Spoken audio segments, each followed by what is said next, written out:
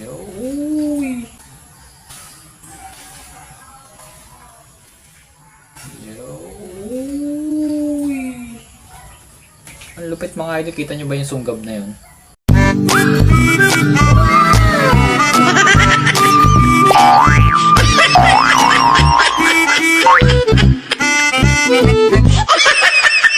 Yo, what's up mga idol? So welcome back again sa Kaburao TV. So yun, for today's video, ayan, ito na yung sagot sa mga katanungan nyo mga idol, no? So kasi marami nagtatanong kung paano nga ba gawin ang G-load mga idol, no? And ano yung mga gagamitin natin para makagawa ng G-load mga idol, no? So yun, ngayong araw na ito is tuturuan ko kayo kung paano nga ba gagawin yung true G-load. So wala na tayong itatago dito na ingredients mga idol, no? So ito yung lahat ng ginagamit natin para sa ating mga G mga idol, no? So ito mga idol, medyo marami-rami to and complete recipe to ng ating ginagamit na G-load para sa ating mga G. So simulan na natin dito sa ating mga ingredients. Papakita ko sa inyo kung ano nga ba yung mga ginagamit natin, no? So yun, tara. So ito na mga idol yung ating unang ingredients mga idol, no? So ito yung ating gagawing water base. Itong ating Cobra Energy Drink. So sunod nating ingredient is itong dextrose powder mga idol. Itong dextrose powder nito is water soluble mga idol, no? And meron din tayo ditong bee pollen. Yan mga idol, bee pollen. Ang karamihan dito mga idol is mabibili nyo sa Agribet dun sa mga tindahan ng patukan ng manok mga idol, no? So itong bee pollen is anti-stress. So meron din tayo ditong B50 410 mga idol yan. B50 410 mga idol yan. Ito is nakakatulong to sa ating mga G, pampa-aggressive tsaka pampatapang. So meron tayo ditong yan, may pinamic acid. Yan, medyo matagal na to sa akin kaya medyo luma na. May pinamic acid. So meron din tayo ditong isa pang muscle enhancer mga idol yan. El Toro mga idol yan. El Toro. So sunod natin is itong red cell natin. Next natin is itong ating super omitol mga idol yan. Itong super omitol mga idol, bibihira to sa mga Agribet dun sa tindahan ng mga patuka. Ito is mabibili nyo sa Shopee mga idol yan. Sa Shopee ko to in order. So next natin na recipe is itong sulfaclosin closin 3P mga idol yan. Yan, kasi hindi tayo gagamit ng Cosio Mix, wala tayong mabibilhan kasi medyo pricey siya mga idol. Ito na lang yung ipalit nyo sa Cosio Mix pagka wala kayong Cosio Mix. So yun mga idol, next natin is itong vitamin B12. Yan, maglalagay din po tayo ng multivitamin sa ating G-load. So next natin is itong ating steroid tablet na Blue Heart. Ayan, ito po is Shopee nyo rin po siya mabibili mga idol yan. Itong ating Blue Heart. Ito pa mga idol, yung ating Set Pro. Ito ay performance enhancer. So ibig sabihin is ito ay pampa-aggressive din mga idol, no? And pampatibay sa sagupaan mga idol yan. Ito naman mga idol yung ating mga dapat gagamitin. So meron tayo ditong shot glass. Dito tayo magbabanaw. So meron din tayo ditong syringe mga idol yan. Kayong bahala kung anong gusto nyong gamiting syringe, yung 3ml o 2ml. Ang akin kasing gamit mga idol is 1ml lang mga idol, no? So kailangan din natin ito. Yan, ito mga idol is durugan ng ating mga tablet mga idol yan. Kailangan kasi durug na durug para hindi siya bumara dito sa ating syringe mga idol, no? Kailangan durog na durog. So simulan na natin mag timpla ng G-load mga idol, no? So itong G-load na to is upgraded times 2 to mga idol yan. Tara, gawin na natin. So ayan mga idol, ang first step natin is dito muna tayo sa water base mga idol. Yan, kukuha lang tayo ng 3ml.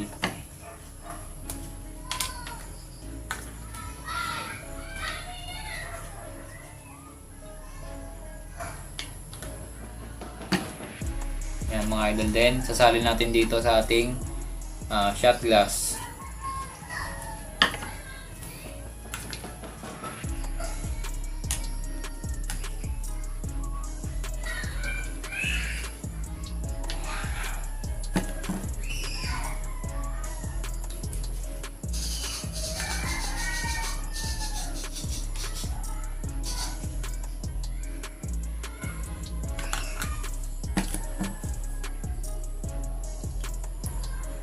Yan mga idol. Yan, 3 ml na water base yung ating Cobra. Sunod natin guys, itong ating dextrose powder. So kukuha lang tayo ng 3 kutsarang paleta.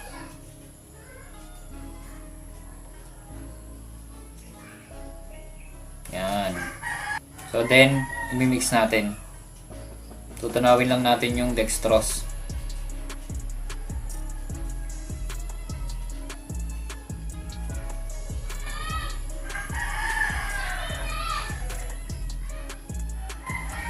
Yan mga idol, madali lang naman matunaw yung ating dextrose, no?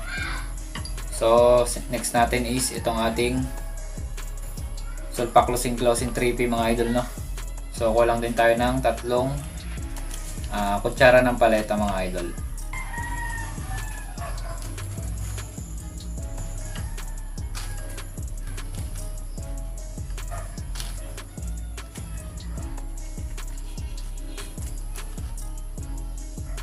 Yan, then i-mix ulit natin. Tutunawin lang ulit natin yung sulfaclosine mga idol. So yan mga idol, next natin is itong ating Set Pro. Yan. Kukuha lang din tayo ng 3 kutsara ng paleta.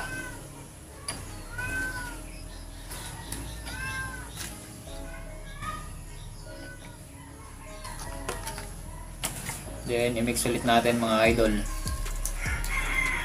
Tutunawin lang din natin.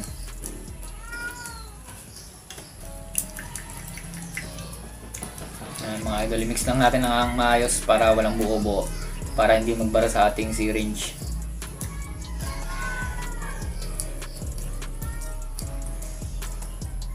Yan mga idol, pagkatapos nating tunawin, so next naman natin is itong ating red cell.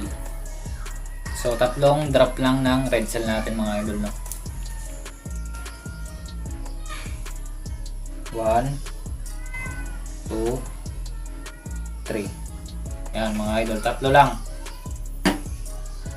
Yan. Mix lang ulit natin. Nakita nyo yung kulay. Ang creamy ng kulay, no?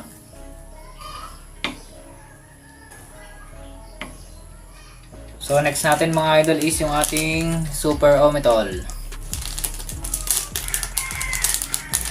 So ito guys is liquid base, kailangan butasin natin to. Hindi natin sasama tong pinakabalat nya.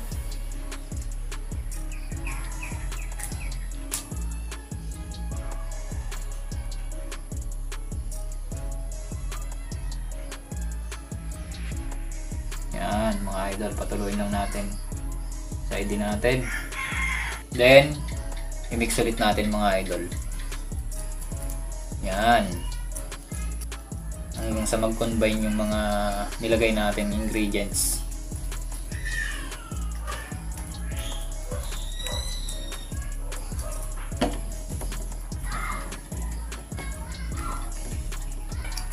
Yan mga idol, pagkatapos natin, ang next natin is yung ating mga tablet na. So yan, ito gagamitin na natin tong pandurog natin. So ito muna, unahin natin yung B12 natin. Kailangan durog na durog mga idol para walang bumara sa ating syringe.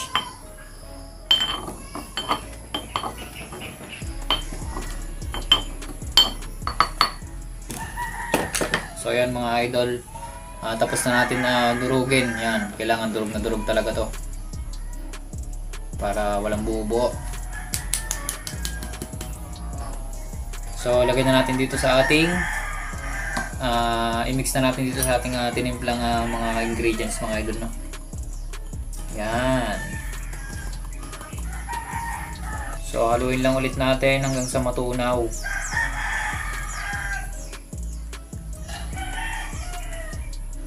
So yan mga idol, pagkatapos nating i-mix, so magdudurog ulit tayo ng tablet mga idol. So next natin is itong ating B-Pollen, yan, yung ating anti-stress. Para kalmadong-kalmado lang yung ating mga G mga idol yan. So nakikita nyo mga idol, powder din yan. ihalo na natin dito sa ating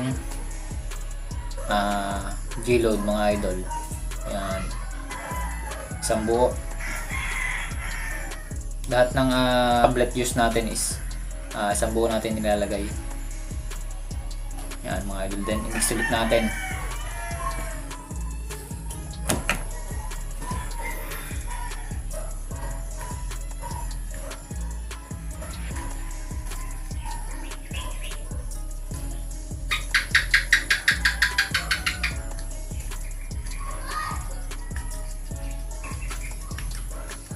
So yan mga idol, pagkatapos nating i-mix, ito naman yung sunod nating dudurugin. Ito guys, ito yung ating El Toro, yung ating muscle enhancer. Yan mga idol, kulay blue siya. So kailangan nating durugin.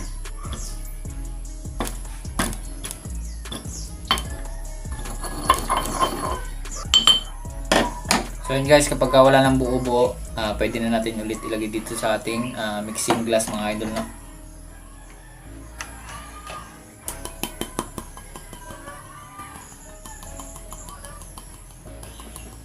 Then, i-mix ulit natin.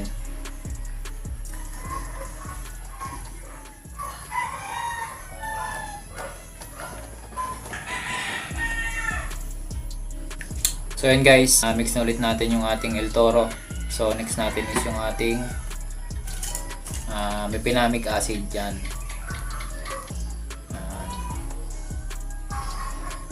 Then i-mix lang ulit natin kapag nalagay na natin ano. So next naman natin is itong ating B50 410 mga idol yan. Ayan, mga idol, kailangan natin itong balatan kasi meron siyang balat mga idol, no? So yung powder lang yung kukunin natin.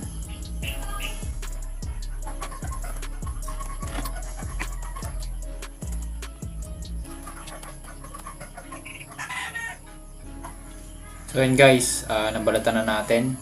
So durugin lang ulit natin dito sa ating durugan mga idol yan.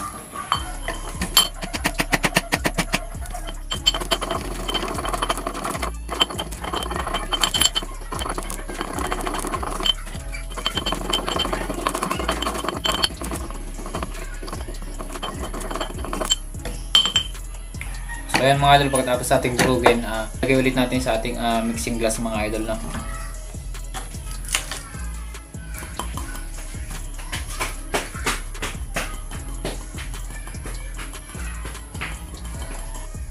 Yan, then pagkatapos, haluin lang ulit natin ng mabuti.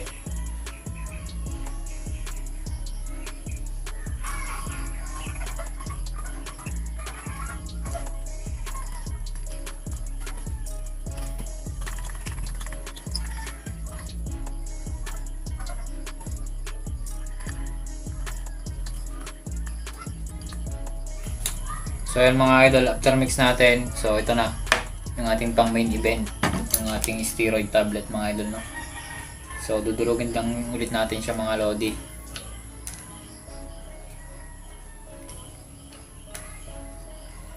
Ito guys yung ating blue heart.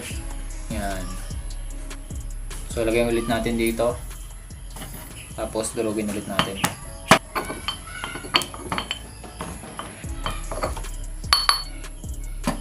Yan mga idol, pagkatapos nating durugin, so ilagay ulit natin dito sa ating mixing glass.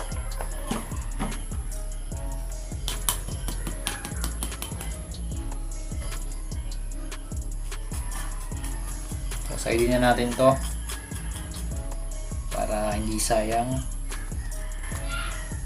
Yan mga idol. Tapos i-mix na natin to ng tunaw na tunaw. I-mix natin siya ng mabuti para maghalo-halo yung ating mga gamot na nilagay. Trusted na to mga idol. So talagang pagka ginamit nyo to sa mga G natin, powerful, tapos sobrang kalmado lang. Then aggressive din mga idol, no? So mamaya testingin natin to. So yan mga idol, tapos na nating i-mix yung ating super G-load. Yan mga idol, kung nakikita nyo kung gaano siya kalapot. Ganyan siya kalapot mga idol. Kailangan talaga natin itong palakasin pa and i-upgrade pa. So yung mga idol, tapos na nating i-mix yung ating super G-load mga idol, no? Yan, ito talaga mga idol, sigurado to. Pagka ito ginamit nyo and nasundan nyo yung pagmimix natin, testingin nyo mga idol, talaga tong subok na mga idol, no? So yung mga idol, recommend ko lang sa inyo is dun nyo muna testingin sa inyong mga pang-sparring, sa mga punching bag nyo mga idol, para alam nyo yung dosage ng ibibigay nyo sa ating mga G, kung gaano lang kadami and gaano lang kaunti. So depende pa rin yun sa laki sa size ng mga G nyo mga idol, no? So yun, testingin na natin to mga idol, yung ating super G-load. Tara! So yun guys, ito yung ating G-load. Yan, dito natin testingin sa dilaw na to. Yan, isasagupa natin siya sa medyo malaki sa kanya, para makita nyo yung kung gaano ka-effective yung ating G-load, no? Yan mga idol, tara, G-load muna natin to. Yan mga idol, naload na natin siya, so i-rest muna natin siya ng at least 15 minutes. Yan. So ito naman guys yung ating ibabangga doon sa ating nilagyan ng G-load. Yan, kung napapansin nyo, medyo may katawan, malaki din. Yan mga idol, ito is hindi natin lalagyan ng load. Yan. So yun guys, testing na natin yung ating G-load experiment. Yan mga idol, ito yung ating walang G-load. Ito yung may G-load natin, yan. Yan mga idol, ito yung ating may G-load. Uy! Idol. Oh! Suwabe mga idol. Idol. Uy! Uy! Sala yung kagat. Tignan nyo mga idol. Tignan nyo, sala yung kagat. Uy, nahabol. Uy! Ang lupit mga idol. Kita nyo ba yung sunggab na yun? Kita nyo ba yung kung paano yung sumunggab yung G natin mga idol? Yan, tignan nyo pa. Galit na to. Ang kapal na sapot. Tignan nyo mga idol. Ayan na. Tignan nyo. Tignan nyo.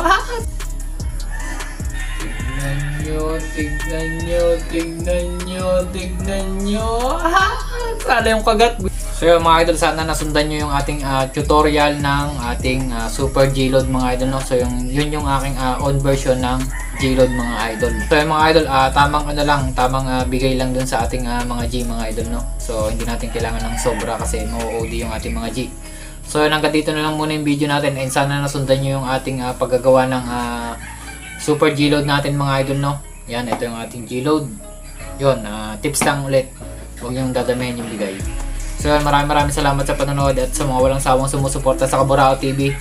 So yun, sa mga bago pa lamang, please like and share mga idol, and hit the notification bell para lagi po kayong updated sa tuwing may mga bagong upload ng mga vlogs mga idol, no? So yun, hanggang sa muli mga idol, and see you sa next experiment natin. So this is Kaburao TV. Peace out.